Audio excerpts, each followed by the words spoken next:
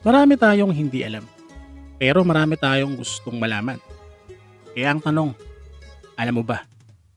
Alam mo ba na itong si Teodoro Asidillo ay nakilala bilang isang Pilipinong Robin Hood? Ito ay dahil sa ginawa niyang pagnanakaw sa mga mayayaman para maibahagi naman sa mga salat sa buhay. Tubong Longos sa Laguna at isinilang noong July 1831. Itong si Teodoro Asidillo ay isang makabayang guro, isang pulis at isang labor leader. Mula 1910 hanggang 1921 ay naging guro siya sa Longos Elementary School sa Laguna. At ng panahon ng mga Amerikano, ang Governor General na si Elwell Otis ay lumikha ng isang batas na kinakailangan na ang mga guro ay magturo gamit ang wikang Ingles at ipinagbawal ang pagtuturo gamit ang wikang Pilipino. Pero hindi nagpatinag itong si Teodoro Asidillo dahil ipinagpatuloy pa rin niya ang pagtuturo ng wikang Pilipino at binaliwala niya ang mga English textbook na inulunsad ng mga Kano at naging dahilan na yon para siya ay maparusahan at mawalan ng trabaho noong 1923. At ng sumunod na taon pa ay binawian naman ng buhay ang kanyang asawa nang dahil naman sa tuberculosis. Pero noong 1925 ay muli naman siyang nag-asawa. Muli din siyang nagkaroon ng trabaho nang gawin siyang Chief of Police ng Mayor ng San Antonio. Naging malupit siyang tumutugi sa mga bandido at mga kriminal. Kaya nga lang na magpalit ng mayor ang nakakasakop sa kanya ay napag-initan siya nito at muli na naman siyang nawalan ng trabaho. Naging magkasaka sa isang plantasyon ng kape at dito ay naging bahagi siya ng grupo ng mga manggagawa na kung tawagin ay Anak Pawis ng Pilipinas, kung saan ay nag-organisa pa siya ng branch nito sa isang pabrika naman ng sigarilyo sa Tondo. 1934 nang pamunuan niya ang isang demonstrasyon at nauwi ito sa pagkasawi ng 5 manggagawa ng pabrika. At ang pagkakasangkot niya sa protesta ay naging dahilan naman para bumalik siya sa Laguna para siya ay makaiwas sa pag-aresto. Matapos iyon ay napag-initan na ang Anak Pawis ng Pilipinas. Kaya naman bumuo na sila ng hukbo laban sa mga Amerikano. At doon niya na nga isinagawa ang kanyang mala Robin Hood na mga aktibidad na pagtulong sa mga mahihirap. Ginamit ng grupo nila ang taktikang guerrilla laban sa mga Amerikano. Kaya nga lang noong December 1935, dahil sa matinding paghunting sa kanya ng mga kapulisan, ay natagpuan siya ng mga ito sa kanyang hideout sa Maladiango Falls sa Tayabas. At doon ay napatay siya ng mga ito. At ang walang buhay niyang katawan ay ibinalandra at ipinarada sa tapat ng munisipyo.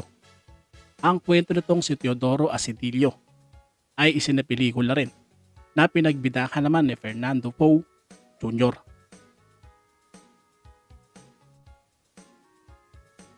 Alam mo ba na ang kilalang national artist sa larangan ng visual arts na si Hernando Ruiz Ocampo ay isa ring magaling na manunulat at editor?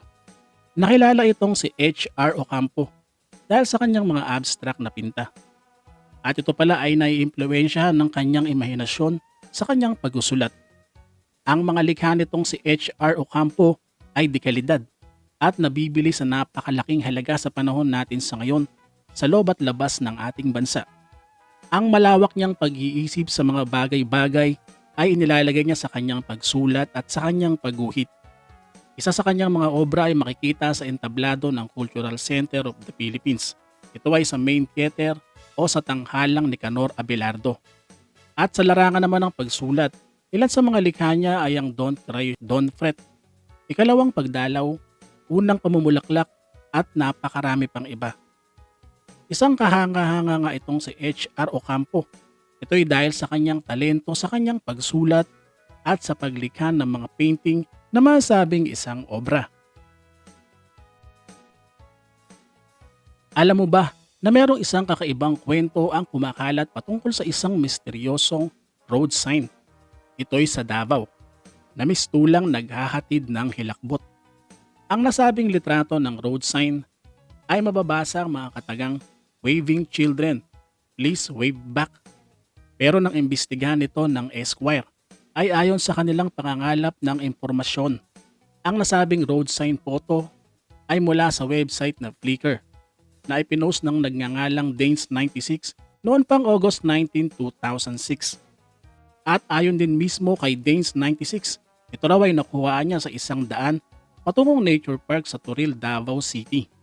Pero ang nakapagtataka dito ay wala naman daw mga kabahayan at paaralan sa nasabing lugar na iyon. Kaya daw paano magkakaroon doon ng mga bata? At dagdag pa sa caption ni Danes96 ay creepy daw ang road sign na iyon. At sa pag-iimbestiga nga ng Esquire ay tinawagan nilang mga kinauukulan sa lugar o nakakasakop sa sinasabing kinaroroonan ng road sign. Pero ayon mismo sa mga otoridad ay wala naman daw ganong road sign sa lugar na iyon. Isa pa ay hindi rin daw nila ito malocate kung saan ito eksakto. Dahil kahit pang mga barangay official ay walang alam dito. Sa loob ng 14 na taon na nakalipas ay wala raw silang nabalitaan patungkol daw sa road sign na iyon. May mga iba't ibang teorya ang nagsipaglitawan ukol dito na pwedeng totoo raw ito. Bilang pagbati raw ng mga turista ay kakaway sila sa mga bata imbis na lumikha ng ingay gamit ang busina. Pero may mga nagsasabi rin na baka gawa-gawa lang daw ang litrato. At meron ding teorya na sinasabing kaya daw naglagay ng ganitong road sign ay para daw makapagtabi-tabi po sa mga engkanto at sa mga elemento. Alam mo ba na itong Cecilia Muñoz Palma ang kauna-unahang babae na na-appoint bilang Associate Justice ng Supreme Court? Siya ay in-appoint ni dating Pangulong Marcos noong October 29, 1973 at naglingkod naman siya. Pero habang nasa posisyon ay ilan sa mga panukala niya ay laban sa administrasyong Marcos at sa martial law. At para sa mga maka-Marcos ay isa siyang kritiko. Hanggang siya ay magretiro sa edad na 65.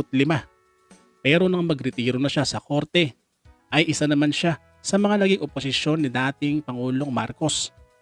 At isa rin sa mga nagsulong ng pagkandidato ni dating Pangulong Cory Aquino bilang Pangulo.